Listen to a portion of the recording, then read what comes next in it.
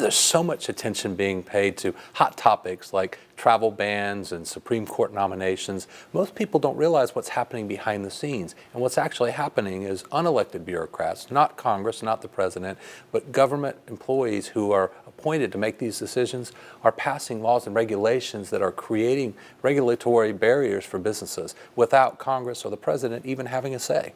We're thankful that Congressman Rice and many of his colleagues in Congress are now working on the Regulatory Accountability Act. This law would require government officials to consider the costs and benefits of regulations before they're implemented. It would also streamline the process and create more accountability in government, hopefully stemming the tide of regulation and perhaps rolling back some bad regulation.